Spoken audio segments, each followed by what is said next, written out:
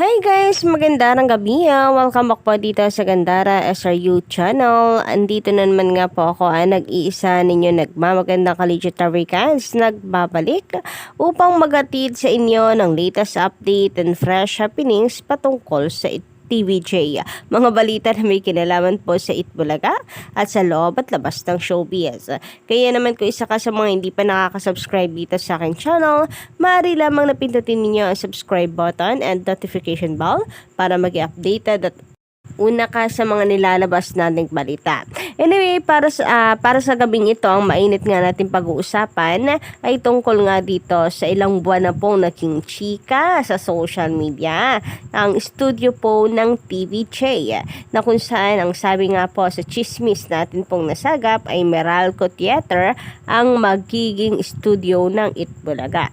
So hindi ko alam bakit ito naisulat po sa mga article at sila po ang nagpasimuno na ibalita ang tungkol dito sa Meralco Theater or Meralco Theater ang gagamitin ng TVJ na bagong studio. Under renovation na nga daw po ito. And tayo namang mga fans na syempre funny, ayon at tuwang-tuwa, excited na excited. Akala natin ay malapit na pong lumipat ang TVJ pero ilang buwan na po yung nakalipas. Pero wala pa din. Wala pa rin pong update kung kailan sila lilipat. Parang yung certificate ni JDL, sabi ha, sa chismis, 1 to 3 months lang ang aabutin at ibibigay na ang certificate after po maaprubahan or kumbaga ay kilalanin bilang owner po talaga ng title ay 1 to 3 months lang bibigyan na ng certificate bilang patunay na sila na talaga or sila ang rightful owner ng titulo. Pero until now, wala pa din. Wala pa rin tayong update. Wala pa rin po ibinabalita kasi for sure, mabilis pa po sa alas 4 ang mga media sa paglabas po ng balita. Lalo na't mga ganyang chismis, alam niyo naman, basta tungkol sa Itbulaga, ay ang bilis din po magsulat ng mga articles, no? Mga tabloids. Pero mga ngalhating buwan na, mga kadarvicals, pero wala pa din. Wala pa rin tayong balita. Wala pa din yung certificate at ganun din dito po sa Meralco Theater. Ilang buwan na po ang nakalipas, pero hindi pa din nakakalipat ang TVJ. At ito nga nasaga po nating chika, fake news daw pala ang paglipat ng TVJ sa Meralco Theater, sapagkat maliit ito para sa Itbulaga. So, naghahanap pa rin ang Tito Vic and Joey ng mas malawak pa na studio para sa kanila pong Itbulaga. So, isa lang pong ibig sabihin yan, may budget ang TVJ para mag-demand po ng mas malaki pang studio. Ang tanong, kapag may nilabas ba na naman pong article kung saan po mapapanood or saan po ang bagong studio ng Itbulaga, ay maniniwala pa po ba tayo? Or iintayin na lang po natin na sila po ay makalipat? Sana nga hindi na po natupad yung atin pong hiling na sana sa birthday ni Bossing ay bagong bahay na. Pero sana ngayon, sa anniversary po sa July ay tuloy na. Sana po ay doon na mag-celebrate sa bagong studio.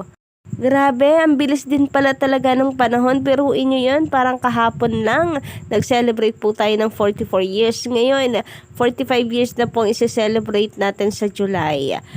Mag-iisang taon na pala ka-Darvicals, no, na tayo po ay dumidepensa at nagbibigay update patungkol sa Itbulaga.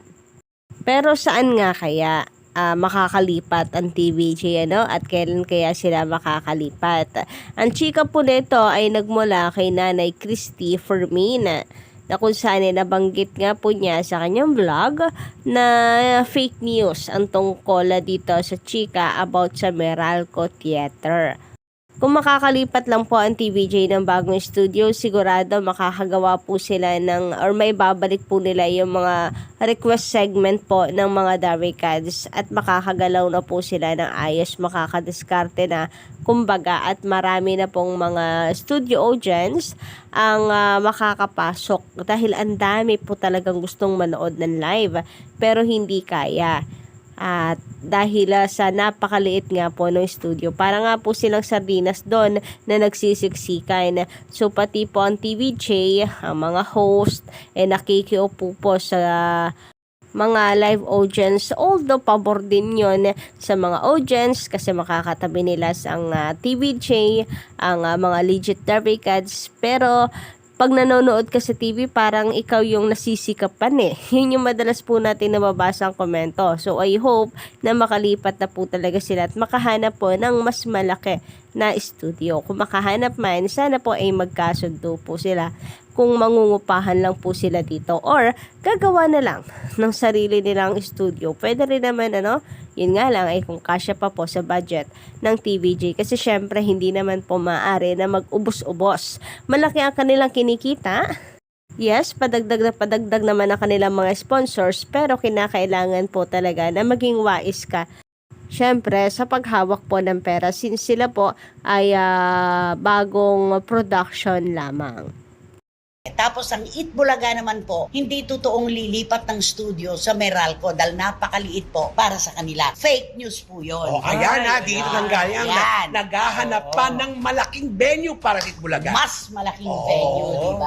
So ayan, narinig po natin mula kay Nanay Christy na kung saan hindi po Meralco Theater magiging studio ng TVJ and ang tungkol po sa magiging or sa gagamitin ni Kuya Will Studio ay sa Novaliches. Tama po ang kutob at hula ng ating pong mga Kadarikads sa Novaliches po ang studio ng magiging programa ni Kuya Will sa TV5.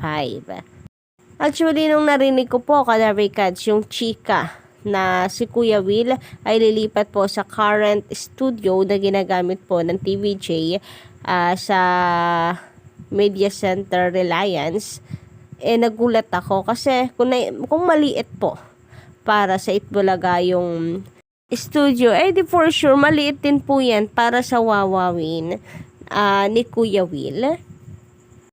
Samantala, sabi naman dito sa komento ni Jevin Full, magandang gabi sa'yo. Hindi nila yan ilalagay si Tash sa barangay everyday. Siguro paminsan-minsan lang yan like Maine. Actually, dito kay Maine, mula po nung siya ay lumipat, mula nung sila ay lumipat dito sa TV5, napakadalang na nga po niya, na ilagay po sa barangay.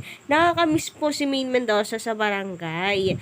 Kasi talagang iba po ang dating ng barangay kapag nandoon si Maine Mendoza. About naman Tash, okay lang din kung hindi po siya ilagay everyday. Ang importante na subukan na po niya sa barangay and hoping na sana po ay masundan na pa po ang kanyang pagbisita doon. So, malalaman naman po yan ng TVJ kapag or makakarating naman sa kanila kung marami pong nagre-request. At for sure, pagbibigyan nila yan. And malalaman nila kung mabenta si Atasha sa barangay, di ba? So, nasa sa atin din po yon. Siguro naman kay Tasing, wala pong problema. Kasi kita naman po natin sa barangay na game po siya. At wala po siyang kaarte-arte. Sabi naman dito ni Miss Nora ay Daramos, magandang gabi sa inyo. Kung boring, bakit umabot sa 45 years? No comparison dahil 2 channel lang ang EB. Pero hindi tayo against sa Showtime. Kailangan lang nilang tumaas ang ratings para hindi sila alisin sa GMA at yon ay nauunawaan natin. Yes, hindi po tayo against sa Showtime. Alam niyo kung bakit tayo minsan may nega? Dahil sa mga kapamilya fines, sa mga toxic na panatiko po nito na dinadamay lagi ang EB. Pero kagaya po ng Itbulaga, wala po tayong problema sa Showtime. As long as wala po silang sinasabing hindi maganda sa TVJ. Sabi naman dito ni Romy Obispo, magandang gabi po sa inyo, sir. Magandang gabi po, Ma'am Gandara. Pag si Procnoy at Ted nagsabi, alam na this. Isang malaking fake news na naman yon. Pinapakalat ng dalawa. Magbago na kayo, Procnoy at Ted. So, bakit nga ganun sila, no? Lagi po nilang pinupunteriya ang Itbulaga. Wala naman napuntahan ang pinakamasaya. Ano pa yung pinaglalaban nila? Anyway, yun lang po ang ating update sa kami ito. Don't forget to click the subscribe button and notification bell for more updates.